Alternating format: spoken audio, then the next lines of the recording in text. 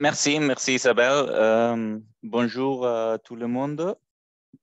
Et donc, je vais commencer parce qu'on a beaucoup à parler et pas trop de temps.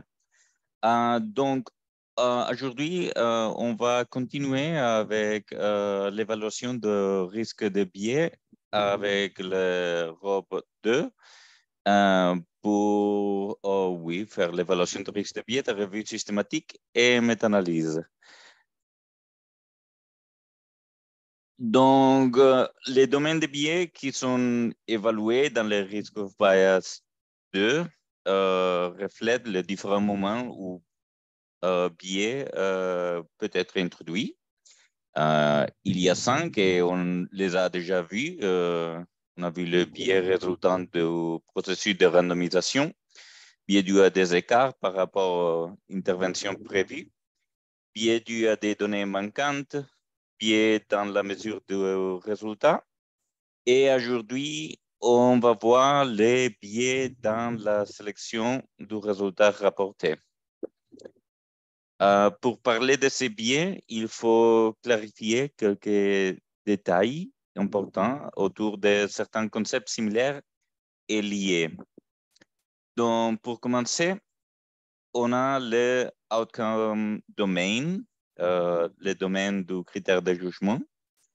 Il s'agit du paramètre d'intérêt, quelle que soit la manière dont il est mesuré. Par exemple, la gravité de la dépression. Un autre terme, c'est le outcome measurement, la mesure du critère de jugement. Et c'est la manière spécifique dont un domaine de résultat est mesuré. Donc, par exemple, la mesure de la dépression avec la Hamilton Rating Scale 6 semaines après le début de l'intervention. Et finalement, on a le Outcome Analysis, l'analyse du critère de jugement. Et c'est un résultat spécifique obtenu en analysant un Outcome Measurement. Donc, dans une étude, il peut y avoir plusieurs outcome measurements pour le même outcome domaine et plusieurs outcome analysis pour chaque outcome measurement. Donc, la question est quel résultat est rapporté et comment a-t-il été choisi? On dit qu'il y a un biais dans la sélection du résultat rapporté quand le résultat rapporté est sélectionné parmi plusieurs estimations de l'effet de l'intervention qui ont été calculées par les investigateurs de l'essai en fonction de sa direction, de son ampleur ou de sa signification statistique. Donc, on va voir un exemple. Dans cette étude, les chercheurs voulaient évaluer l'efficacité d'une injection intradiscale de glucocorticoïdes chez les patients atteints de lombalgie chronique avec discopathie active. Isabelle, est-ce que tu veux... Oui, je vais prendre la main. Donc, ce qui est très important, ce que vous a présenté Alexander, c'est que très souvent, les gens, quand ils font un essai, ils vont dire moi, le critère de jugement, c'est la douleur. Et ça n'a pas de sens parce que la douleur, mais c'est la douleur quand? À 1 mois, à 3 mois, à 4 mois. Et puis, c'est la douleur mesurée comment? Quelles questions on pose? Et puis, c'est quoi? C'est la douleur moyenne à 1 mois? Ou est-ce que c'est l'évolution, la différence d'évolution des douleurs entre J0 et J1 mois que l'on veut comparer? Et ça, c'est très important parce que si on n'est pas précis dans qu'est-ce que c'est que notre critère de jugement principal ou qu'est-ce que c'est que notre critère de jugement, eh ben, on va pouvoir faire plein d'analyses différentes, dont certaines pourront être statistiquement significatives et d'autres. Et du coup, on va pouvoir choisir le résultat qui nous arrange. D'accord? Donc là, c'est juste un exemple d'une étude, c'est un essai randomisé que nous avions mené avec Serge Poirodeau à l'époque, où l'objectif, c'était vraiment savoir si on injectait des stéroïdes chez les patients qui avaient des lombalgies dans le disque, ça pouvait les améliorer au niveau de la douleur et de la fonction. Diapositive suivante. Alexander, la diapositive. Voilà. Donc, on va passer à la suite. Voilà. Et donc, ben voilà, notre critère de jugement, c'était la douleur lombaire.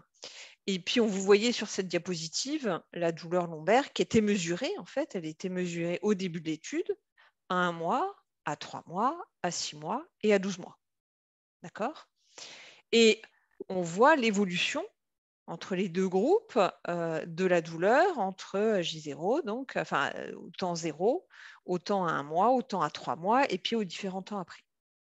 Et donc, vous voyez bien ici, par exemple, voilà, je peux dire, je vais comparer les moyennes à 1 mois, je vais comparer les moyennes à 3 mois, je vais comparer les moyennes à 6 mois, je vais comparer les moyennes à 12 mois. Si j'avais planifié que c'était à 12 mois, je ne vais pas avoir la même conclusion que si j'avais planifié que c'était à 1 mois. D'accord? Donc, c'est pour ça que là, si je n'ai pas précisé dans mon protocole, je vais évaluer les moyennes de la douleur à 1 mois et c'est ça mon critère de jugement principal, on va pouvoir faire ce qu'on veut. Et je vais pouvoir tricher en disant, non, finalement, ça va être 12 mois ou ça va être 6 mois. Donc, vous, quand vous êtes en train d'évaluer finalement la qualité méthodologique de l'essai, la question que vous devez vous poser, c'est est-ce que l'investigateur a rapporté et est-ce que les données que j'utilise, c'est ce qu'il avait planifié comme étant rapporté, comme étant devant être rapporté, ou est-ce qu'au contraire, il m'a présenté que les données qu'il a rangées. D'accord? Donc, si par exemple, dans ce protocole, vous voyez que le critère de jugement qui était prévu, c'était la douleur à 3 mois, mais que les auteurs dans l'article, ils vous rapportent que la douleur à 1 mois, là, on est dans une situation où moi, en tant que systematic reviewer, je vais collecter la douleur à 1 mois, alors que celle qui était prévue, c'était à 3 mois. Et donc, je vais avoir cette étude qui va avoir un effet statistiquement significatif dans ma méta-analyse et je vais avoir un biais qui va être là en faveur du traitement expérimental. D'accord?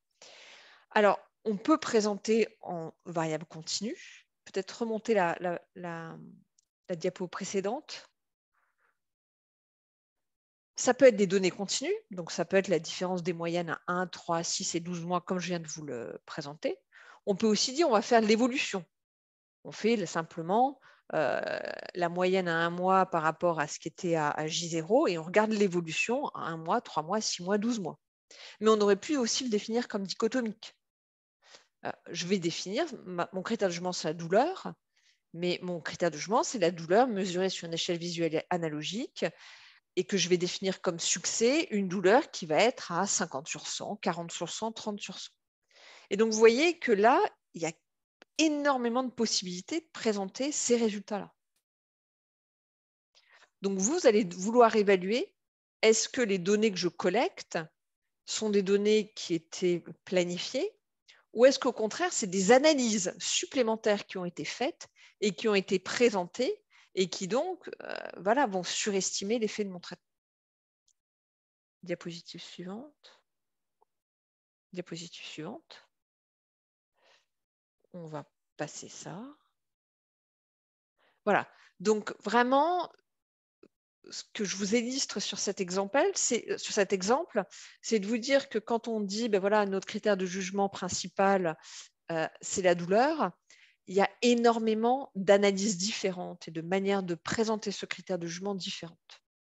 Et dans cet item 5, l'objectif, c'est vraiment de voir est-ce qu'ils ont fait justement sélectionner soit le critère un temps particulier, soit une manière d'analyser ce critère qui n'était pas ce qui avait été planifié. Un point d'attention, qui est vraiment très différent parce qu'il y avait une risk of bias tool précédente qui, elle, n'évaluait pas du tout ce concept. Elle évaluait le biais de ce qu'on appelait le Selective Reporting Outcome, le fait d'avoir rapporté que certains critères. Et on regardait globalement, est-ce que l'article a rapporté tous les critères de jugement qu'ils avaient prévu de rapporter. Ce n'est pas ce que vous faites ici. Parce que ici, vous êtes sur un critère de jugement donné. Et pour ce critère de jugement donné, la question qu'on se pose, c'est est-ce que finalement, ils l'ont sélectionné parmi plusieurs manières de le présenter ou pas. D'accord? Donc, pour ceux qui étaient habitués à utiliser l'ancienne Risk of Bias Tool, l'ancienne Risk of Bias Tool évaluait un concept qui était complètement différent, qui était global au niveau de l'étude. Et qui était problématique parce qu'en fait, ce qu'on évaluait, c'était plus proche du problème de biais de publication que ce qu'on veut mesurer ici. Je vais laisser la main à Alexander pour la suite et on va passer sur le biais de sélection et comment on l'évalue. Merci Isabelle. Donc, oui, comment évaluer le risque de biais dans la sélection du résultat rapporté avec le Risk of Bias Tool 2.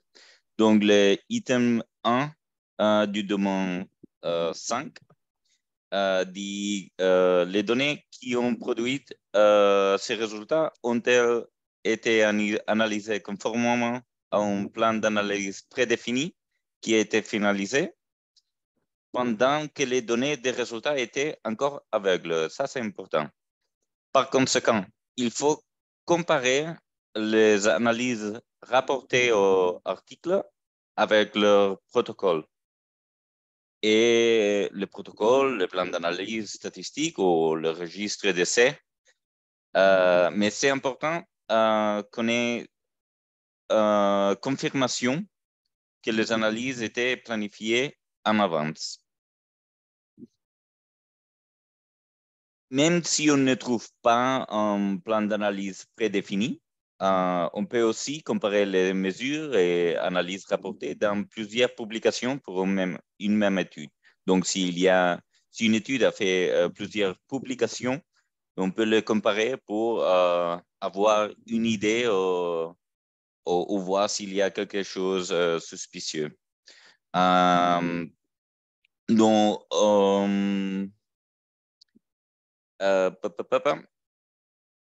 quels indices suspicieux peut-on trouver?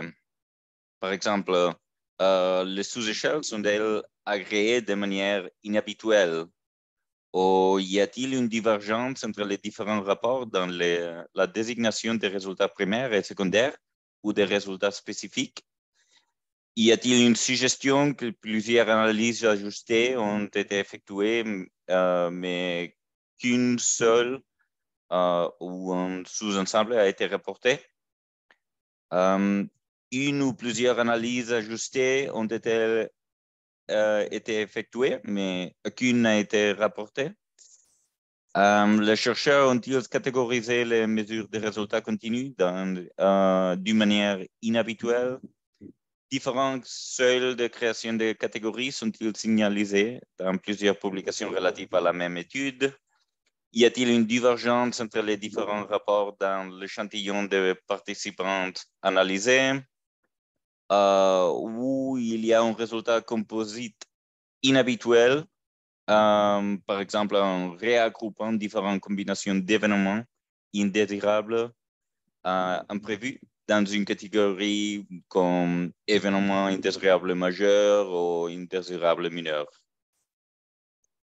Donc, ce qui est important là, juste, pardon, Oui. Alexander, si vous remettez la diapo précédente, ce qui est un petit important là, c'est soit on a accès au protocole, au registre. Donc le registre, enfin, le mieux, c'est d'avoir accès au plan d'analyse statistique. Si on n'a pas le plan d'analyse statistique, le protocole, et sinon, on s'appuie sur le registre. Mais si on n'a pas ces informations, on va s'appuyer sur un faisceau d'éléments qui vont nous donner un signal en disant « Oh, là, il y a quand même possiblement un problème ». Vous voyez, par exemple, quand vous aviez un critère composite où normalement on devrait rapporter le résultat global et que ne rapporte que le résultat de chaque composante, bah, ça doit faire tilt. Là, c'est quand même pas normal, ça peut pas être ce qui avait été prévu. Et donc voilà, c'est un petit peu essayer de sentir s'il y a des choses qui sont un petit peu bizarres, qui vous permettra d'aller plutôt dans du high risk of bias plutôt que some concern. Merci Alexander. Donc, si on répond non ou pas clair à l'item 1, les suivantes 2 questions du Risk of Bias Tool sont les résultats numériques évalués. Est-il susceptible d'avoir été sélectionné sur la base des résultats parmi plusieurs mesures des résultats ou plusieurs analyses des données? Donc, on dira oui à la première question.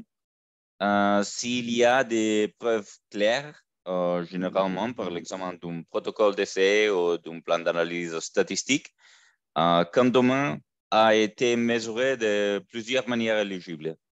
Mais les données pour une seule ou un sous-ensemble de mesures sont entièrement rapportées sans justification et les résultats entièrement rapportés est probable d'avoir été sélectionné sur la base des résultats. Donc, par exemple, les auteurs ont choisi les résultats suffisamment remarquables pour mériter d'être publiés, peut-être le seul qui était statistiquement significatif, ou pour confirmer une hypothèse antérieure, ou si les chercheurs ont intérêt direct à montrer qu'une intervention expérimentale est bénéfique, etc. On répondra non à l'item 5.2 s'il y a des preuves claires que les résultats rapportés correspondent à toutes les mesures de résultats prévus. Donc, si les résultats publiés sont les mêmes qui étaient rapportés dans les protocoles, par exemple, ça sera suffisant. Et on répondra no information s'il y a plus d'une façon dont le domaine des résultats aurait pu être mesuré et il n'y a pas un plan d'analyse ou il n'est pas suffisamment détaillé. Similairement, pour le multiple analysis of data, donc ça peut être si, par exemple, il y a des modèles ajustés et pas ajustés, s'il y a une valeur finale versus changement par rapport à la ligne base, différentes définitions des résultats composites, conversion des données continues en données catégorielles avec différents seuils, s'il y a différents ensembles de covariables par l'ajustement ou différentes stratégies pour traiter les données manquantes. Donc, on répondra oui à cette question s'il y a autrefois, s'il y a des preuves claires qu'une mesure a été analysée de plusieurs manières éligibles, mais les données d'une seule ou d'un sous-ensemble d'analyse sont entièrement rapportées et les résultats entièrement rapportés est probable d'avoir été sélectionné sur la base des résultats.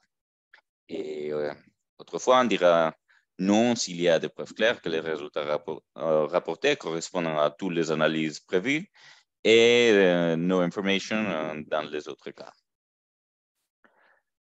Alors, pour résumer, nous jugerons ce domaine comme low risk of bias s'il y a un plan d'analyse de ces prédéfinis disponible et si les mesures de résultats et les analyses éligibles sont rapportées conformément au plan d'analyse de l'essai, quels que soient les résultats. On dira qu'il y a un high risk of bias s'il y a des preuves ou d'indices forts que les mesures ou les analyses de résultats rapportés ont été sélectionnées sur la base des résultats. Et on dira sans concern s'il y a un manque de preuves ou indices forts pour prendre une décision. Et voilà, ça c'est l'algorithme que présente le Risk of Bias Tool.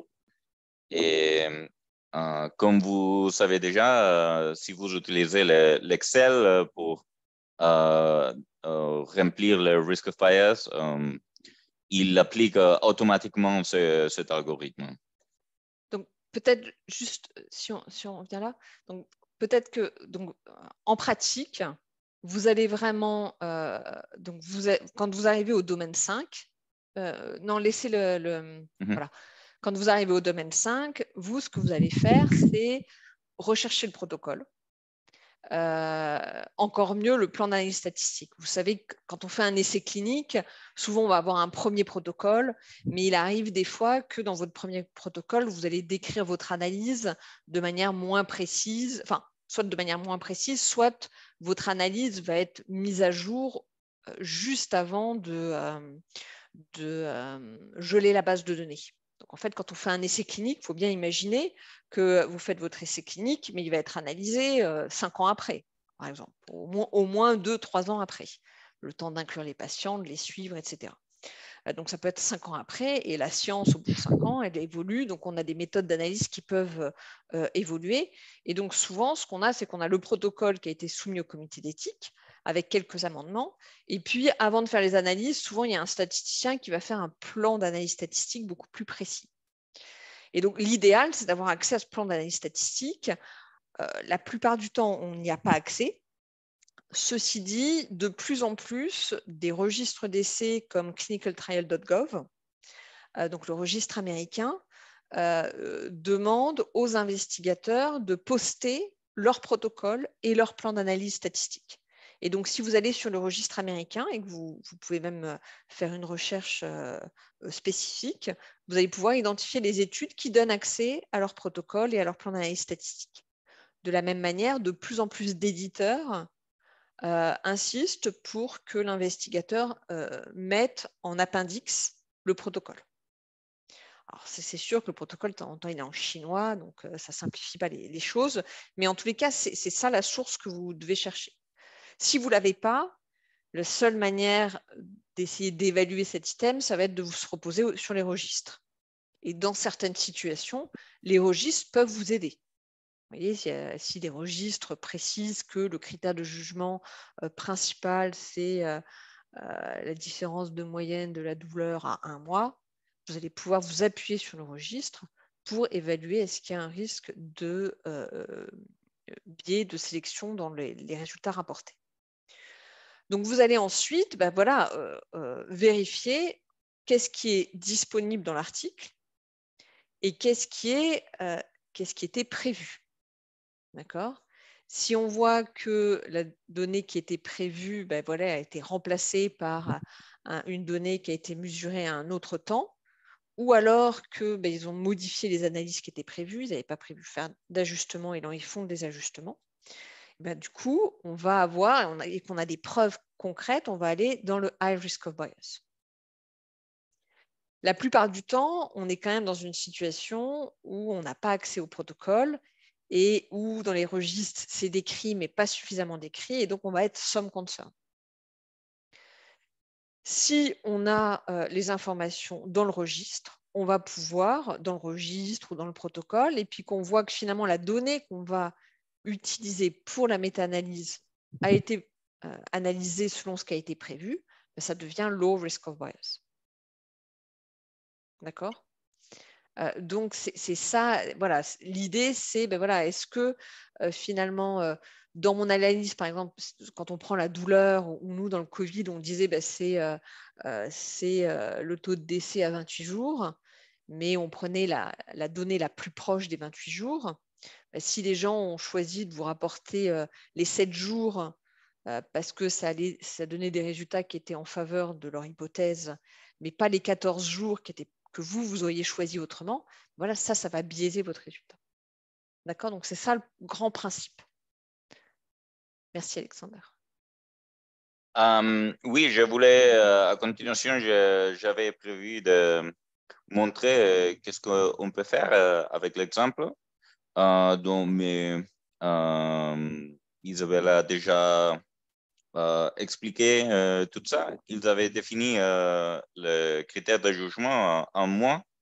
Et bon, si on regarde, si par exemple on regarde le Outcome Registry et on voit donc qu'ils l'ont défini à 12 mois, donc on dirait c'est high risk of bias.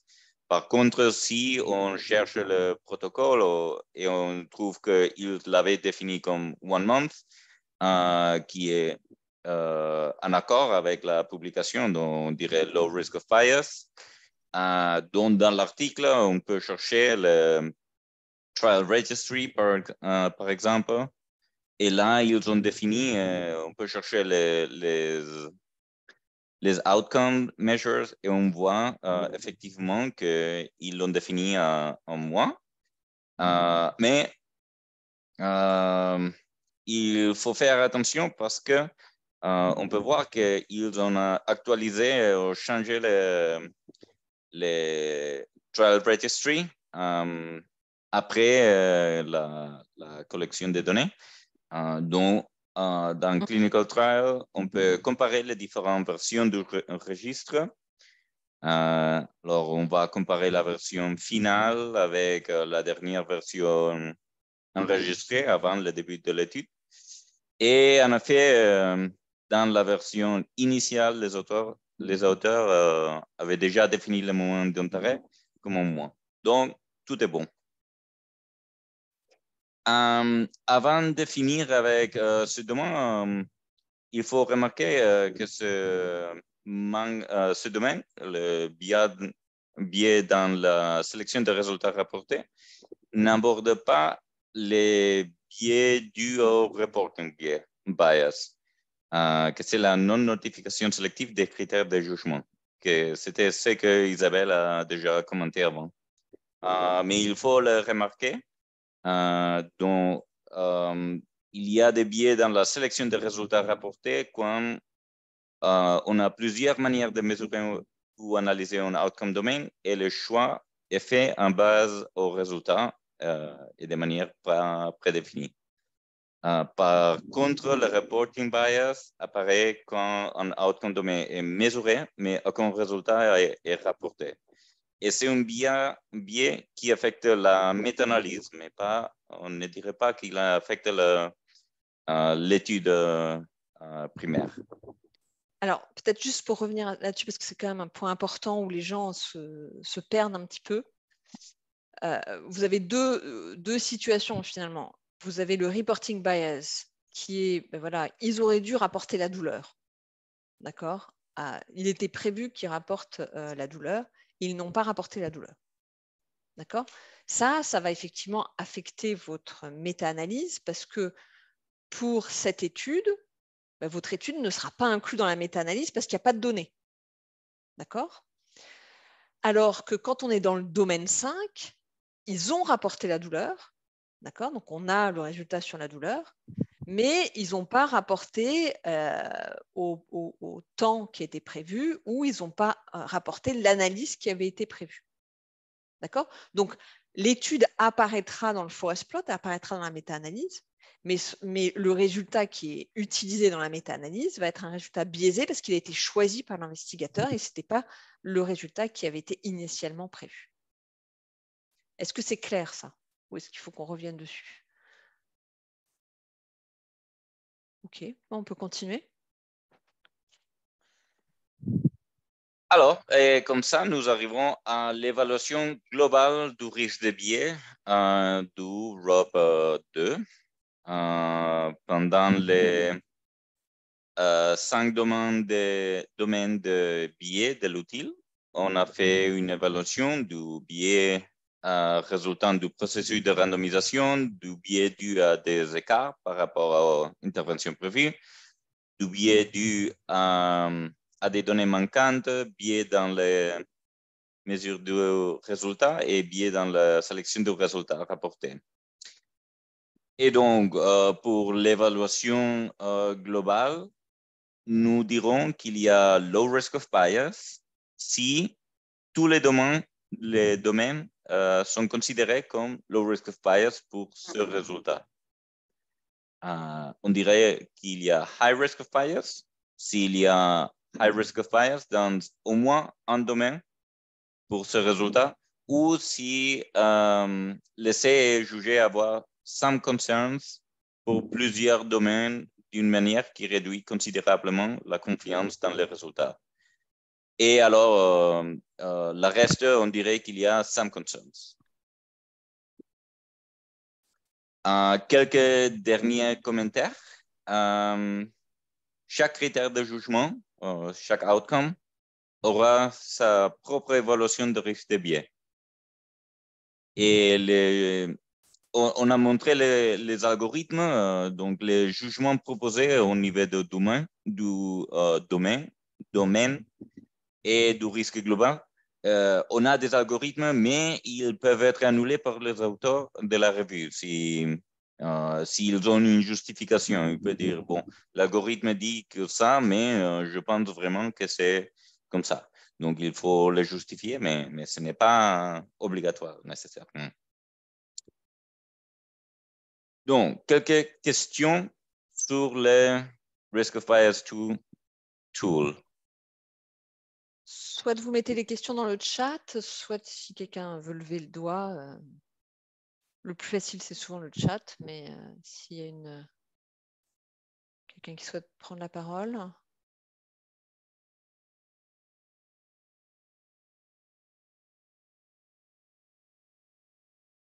Parfait, je pense qu'on peut continuer. Parfait. Alors, pour présenter les résultats du Robot 2, on peut utiliser différents types de graphiques. Il y a le Traffic Light Plot qui montre pour chaque étude et chaque domaine l'évaluation du risque de biais. On peut utiliser le Summary Plot qui est un diagramme à barre de la distribution des jugements de risque de biais dans chaque domaine de biais. Ce type de graphique permet de montrer les risques de biais dans les études contribuant à les résultats d'une méta-analyse. Et finalement, le Forest Plot, c'est possible de montrer les risques de biais pour chaque étude et domaine dans un diagramme en forêt. Alors, peut-être juste un commentaire ici. Nous, on aime bien voir ça, c'est-à-dire voir vraiment la présentation sur le Forest Plot avec le risque de biais. Le Summary Plot, si vous revenez en arrière, Alexandra, voilà, Summary Plot, moi, j'aime pas trop parce que finalement, vous voyez, ça vous donne une vision globale, mais chaque étude va avoir le même poids. D'accord? Alors que quand on regarde le Forest Plot, tiens, vous revenez après, on voit bien que ben voilà, vous allez interpréter les résultats complètement différemment. Si vous voyez que l'étude numéro 2, qui va avoir quand même un poids de 50%, elle est, ben voilà, elle est plutôt low risk of bias avec un domaine some concern. Et que finalement, l'étude qui est high risk of bias, ben voilà, elle va avoir un poids de 5%. On voit ici, c'est l'étude 5. On voit qu'elle a 8 événements sur un total de 122 événements dans le bras traité, 7 événements sur 123 événements dans le bras contrôle, et puis elle va avoir un poids de 4,7%. Et donc, sur le Forest Plot, ben voilà, rien qu'en voyant ça, ben vous pouvez avoir une interprétation globale. Est-ce que vous allez avoir confiance dans ces résultats? Et on voit que finalement, les deux études dans lesquelles on a qui ont le plus de poids sur votre effet global, ben sont des études qui voilà, sont plutôt rassurantes. D'accord? Où on n'a pas le domaine 2, voilà, tous les domaines, à part le domaine 1 sur la première étude où il y a des some concerns parce que ça ne doit pas être rapporté, mais on n'a pas du tout de high risk of bias. Donc, c'est pour ça que c'est. Alors que si on revient sur le summary plot, vous voyez, overall risk of bias, on a l'impression, ben voilà, je ne vais pas du tout avoir confiance dans cette méta-analyse parce que j'ai que ce pourcentage d'études qui a low risk of bias. Et donc, on voit bien que ça peut perturber de montrer le summary plot, alors que vraiment sur le forest plot, je trouve que c'est la manière de présenter la plus propre. Alors, j'ai une question. Je vais lire les questions, continuer à avancer et je ferai la réponse après. Bon, je dirais justement qu'il y a une application web, un logiciel web dans ce lien avec qui on peut faire générer le traffic light plot et le summary plot. Et le forest plot, c'est vraiment, on peut utiliser vraiment pour les générer. Alors, juste un point, là, une question de Camille sur le domaine 2.5, où Camille montre l'exemple d'une étude, montre l'exemple d'une étude où, je pense que ce n'est pas forcément la peine de revenir en arrière, où les auteurs avaient prévu ils s'intéressaient aux patients qui avaient une migraine et il y a certains patients qui n'ont jamais de migraine et donc qui ne prennent jamais le traitement. Et donc, ils avaient prévu de les exclure de l'analyse. Et donc, ce n'est pas une analyse en intention de traiter. Et donc, on va downgrader dans le domaine 2. Parce qu'ils n'ont pas fait une analyse appropriée, puisqu'ils n'ont pas fait d'intention de traiter. Mais du coup, si finalement ils font, c'est ce qu'ils avaient prévu dans leur protocole, de ne pas faire d'analyse d'intention de traiter, mais que finalement dans leur analyse, dans l'article, ils font de l'analyse en intention de traiter, est-ce qu'on downgrade? Donc je résume, ils avaient prévu dans le protocole de faire une analyse inappropriée, mais dans l'article, il faut une analyse appropriée. Est-ce qu'on va downgrader en disant c'est un risque de biais de reporting bias, enfin de reporting des analyses parce qu'ils n'ont pas fait ce qui avait été prévu. Là, honnêtement, je dirais non. Je veux dire, on peut très bien, s'ils avaient prévu une analyse qui était de mauvaise qualité et que finalement ils présentent une analyse de bonne qualité, on ne va pas diminuer la confiance qu'on a dans les résultats. C'est probablement des reviewers qui ont dit l'analyse que vous avez prévue était pourrie et donc vous faites une analyse en intention de traiter, vous faites une analyse en intention de traiter. Donc, je ne vais pas les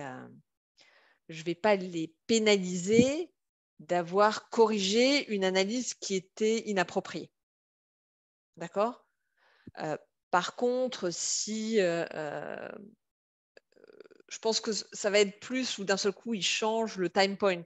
Ils avaient prévu que c'était la douleur à 3 mois et puis d'un seul coup, ils ne vous présentent que la douleur à 6 mois. Ou alors, ils avaient prévu, c'était un critère composite, ils vous avaient prévu de vous présenter le critère composite global, mais ils ne vous présentent qu'un composant de votre critère composite. Vous voyez, là, c'est clairement du selective reporting. D'accord ? J'espère que j'ai répondu à votre question.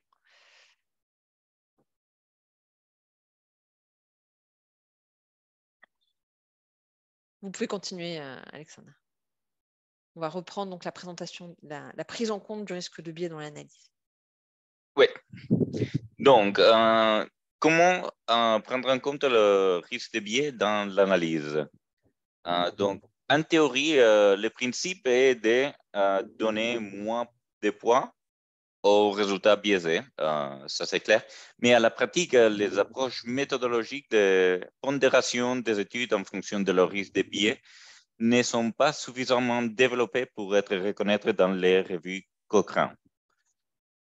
Donc, la Cochrane liste 4 stratégies possibles parmi lesquelles les auteurs peuvent choisir. Et comme toujours, c'est important de les préciser dans les protocoles. La première option est de restreindre l'analyse aux études à faible risque de biais.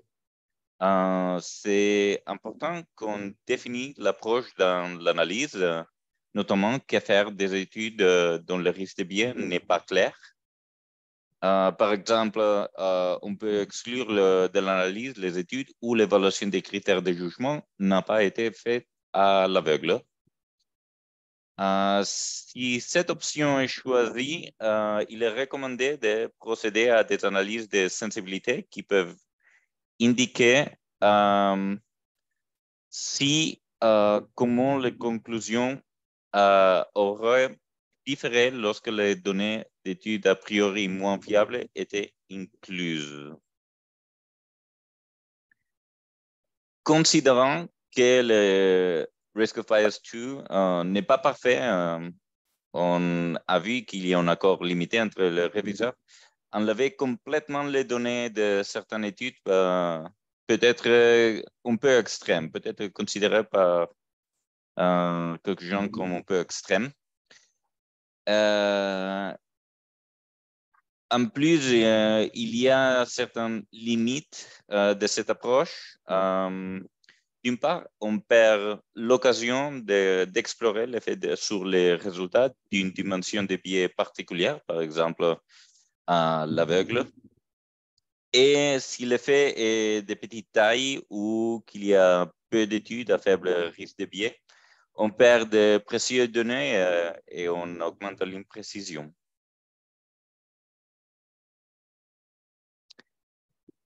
Une deuxième possibilité pour prendre en compte le risque de biais consiste en présenter plusieurs analyses stratifiées. Par exemple, une estimation basée sur toutes les études, une basée sur les études à faible risque de biais et une sur les études à risque de biais élevé. On peut utiliser des analyses en sous-groupes ou métarégression pour explorer les risques de biais comme une source d'hétérogénéité. Donc, l'avantage est que ça peut permettre des comparaisons statistiques formelles, préspécifiées, évidemment, même si elles soient rarement assez puissantes pour en tirer des conclusions.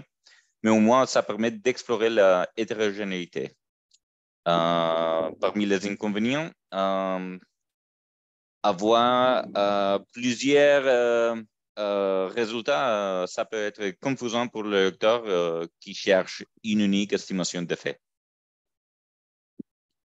Donc, par exemple, dans cette revue systématique, le chercheur voulait comparer les effets des traitements en base à hydroxyethyl starch par rapport à cristalloïd ou albumin. Ils avaient prédéfini des analyses en sous-groupes par risque de biais, faible risque de biais et risque de biais élevé. Voilà, ça sont les études qu'ils ont trouvées. Et ils ont trouvé que l'estimation commune de la mortalité n'a montré ni bénéfice ni préjudice si on regarde le Diamond Point là-bas. Mais les effets à faible risque de biais, qui sont ici, ont suggéré une surmortalité de 11%.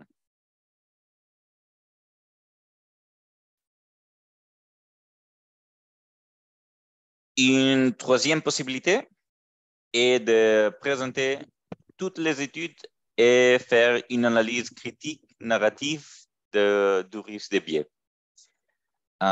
C'est la seule solution possible si toutes les études incluses sont au même niveau de risque de biais. Mais c'est découragé par la Cochrane pour les méta-analyses où les études présentent des risques de biais différents, parce qu'il y a le risque d'ignorer l'évaluation des risques de biais et il ne pénalise suffisamment les études à risque de biais élevé. Dans ce cas, le défi relevé est de trouver le juste milieu entre une description détaillée et trop souligner une ou plusieurs études ou résultats à risque de biais élevé. Par conséquent, il faut être transparent, explicite et justifier les choix pris. Finalement, la quatrième possibilité proposée pour prendre en compte le risque de biais dans l'analyse est d'ajuster les estimations d'effet pour prendre en compte le risque de biais. L'idée de base est que si on connaît les biais qui affectent une estimation d'effet et qui entraînent une surestimation de l'effet, on pourrait ajuster cet effet pour obtenir une estimation moins baissée.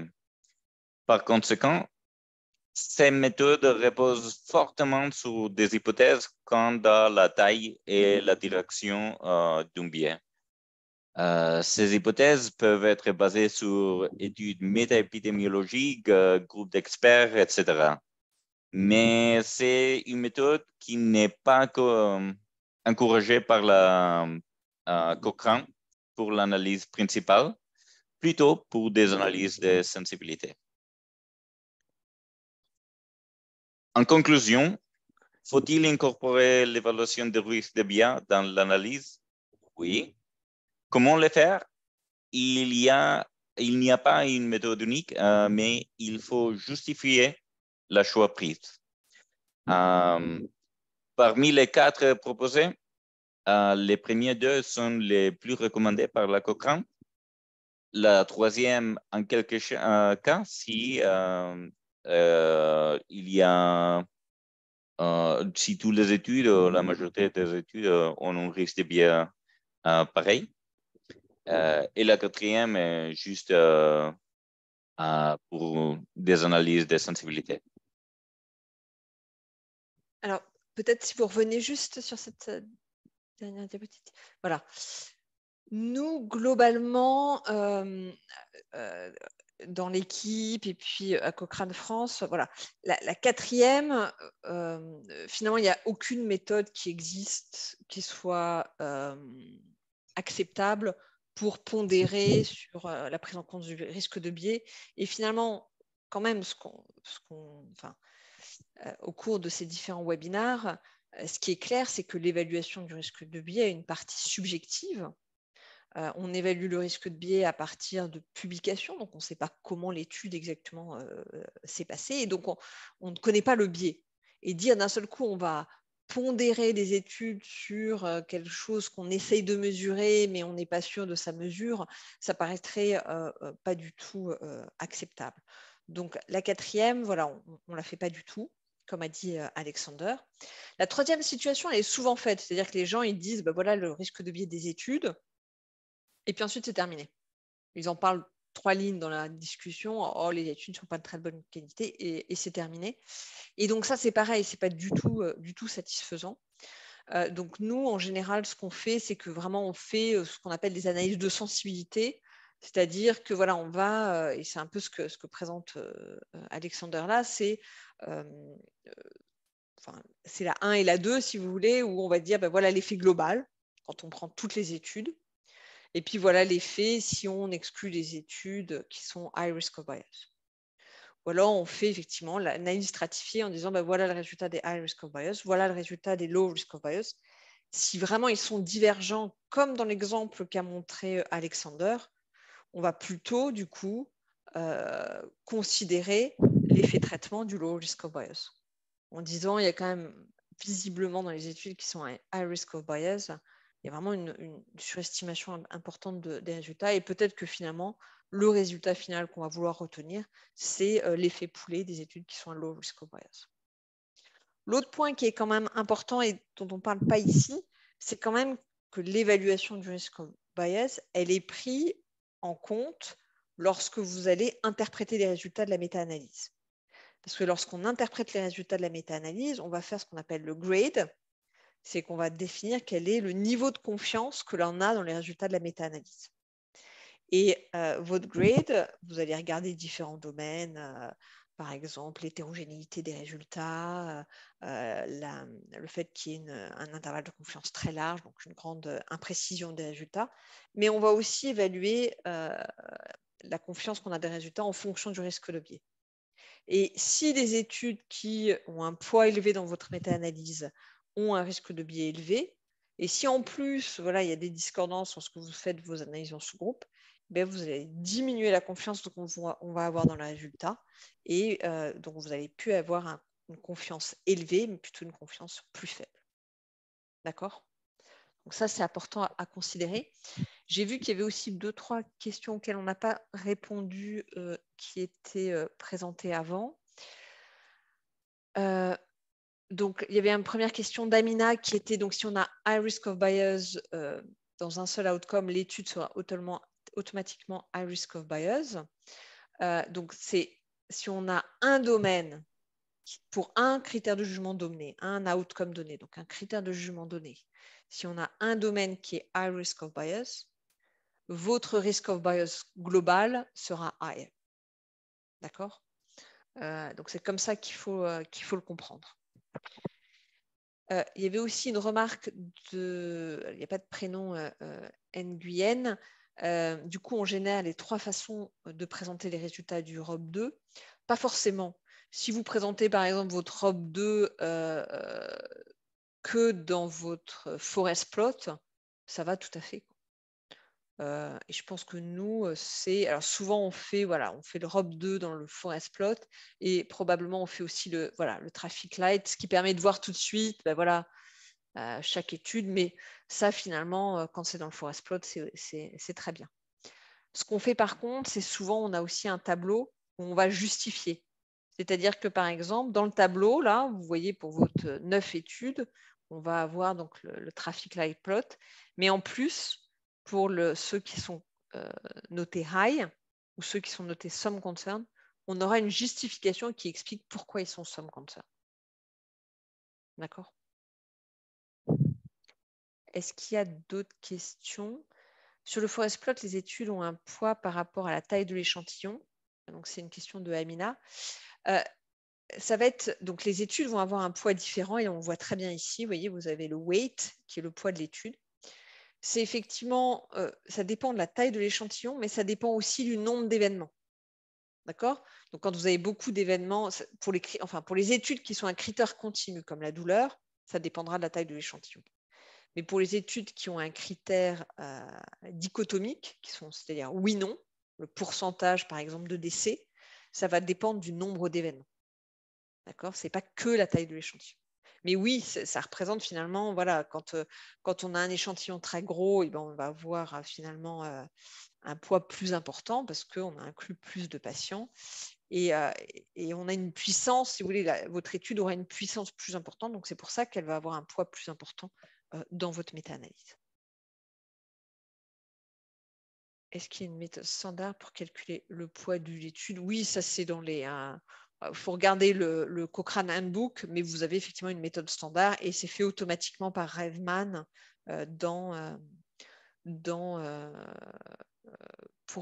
pour les méta-analyses qui sont faites pour Cochrane. Est-ce qu'il y a d'autres questions? Je ne vois pas d'autres questions et on voit qu'on arrive à la fin du temps. Un petit rappel de remplir la feuille de présence parce que pour nous c'est important, ça nous permet de vous recontacter et de pouvoir vous informer des nouveaux